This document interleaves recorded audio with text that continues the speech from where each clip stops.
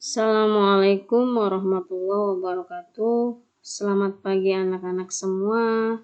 Apa kabar kalian semuanya? Semoga kalian dalam keadaan sehat selalu ya, dan tetap semangat walaupun belajar dari rumah. Hari ini kita akan belajar di tema 3 subtema 1, yaitu materi IPA tentang bagian-bagian tumbuhan. Untuk pembahasan materi IPA di tema 3 subtema 1, kita akan membahas tentang bagian-bagian tumbuhan. Setiap tumbuhan memiliki bagian-bagian dan fungsi-fungsi tertentu. Bagian-bagian tumbuhan meliputi akar, batang, daun, bunga, buah, dan biji.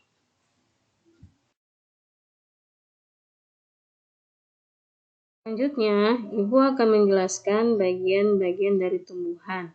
Yang pertama yaitu akar. Akar merupakan bagian tumbuhan yang tumbuh di dalam tanah. Secara umum, jenis akar ada dua, yaitu akar serabut dan akar tunggang. Akar serabut dimiliki oleh tumbuhan berkeping satu, contohnya pohon padi dan pohon jagung. Akar tunggang dimiliki oleh tumbuhan berkeping dua, contohnya pohon jambu dan pohon mangga. Fungsi akar diantaranya adalah A. Menyerap air dan zat hara dari dalam tanah. B. Menguatkan berdirinya tumbuhan pada tempat tumbuhnya. Dan yang C. Menyimpan cadangan makanan. Nah, gambar di samping merupakan contoh dari akar tunggang dan akar serabut.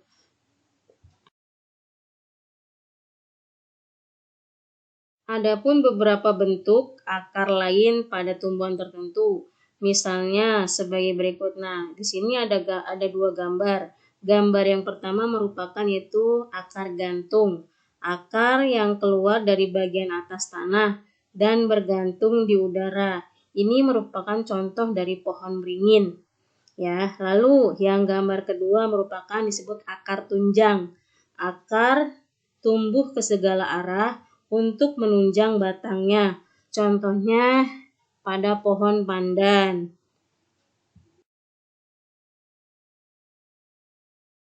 Bagian tumbuhan yang kedua yaitu batang. Batang adalah bagian tumbuhan yang berada di atas tanah. Fungsi batang antara lain sebagai berikut. A. Menyalurkan air, zat hara, dan zat makanan ke seluruh bagian tumbuhan. B. Tempat tumbuhnya daun, bunga, serta buah. Yang C. Tempat menyimpan cadangan makanan pada beberapa jenis tanaman tertentu, misalnya pohon tebu. Tumbuhan ada yang memiliki batang berkayu seperti pohon jati, pohon mangga, dan pohon beringin. Batang berkayu memiliki zat kayu dan kandungan air yang lebih sedikit. Selain itu, ada juga batang basah dan berongga, seperti bayam, seledri, dan jagung. Batang basah dan berongga mengandung air dan udara lebih banyak. Nah, gambar yang di samping merupakan beberapa contoh batang, yaitu batang berkayu dan batang basah ya.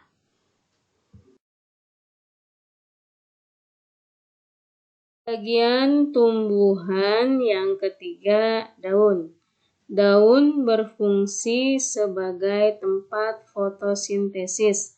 Fotosintesis adalah proses pembuatan makanan pada tumbuhan dengan bantuan energi cahaya matahari.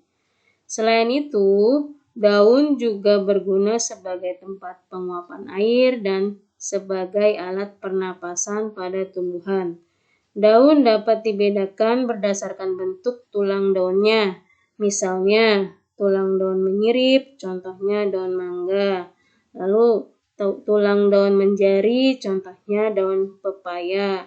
Dan tulang sejajar, yaitu contohnya pohon tebu atau daun tebu.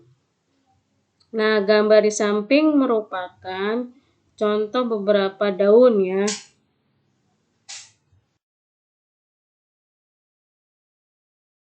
Bagian tumbuhan yang keempat yaitu bunga, biji, dan buah. Bunga memiliki peran penting dalam perkembangbiakan tumbuhan karena pada bunga terdapat alat-alat perkembangbiakan yaitu putik dan benang sari. Bunga tersusun atas beberapa bagian yaitu mahkota, kelopak, tangkai, putik, dan benang sari. Buah dan biji merupakan bagian tumbuhan hasil dari perkembangan bunga. Putik yang telah diserbuki oleh serbuk sari akan tumbuh menjadi biji. Biji dilindungi oleh daging buah. Buah dari setiap tumbuhan memiliki bentuk yang berbeda atau mempunyai ragam yang berbeda. Gambar di samping merupakan bagaimana proses dari bunga lalu menjadi biji dan menjadi buah.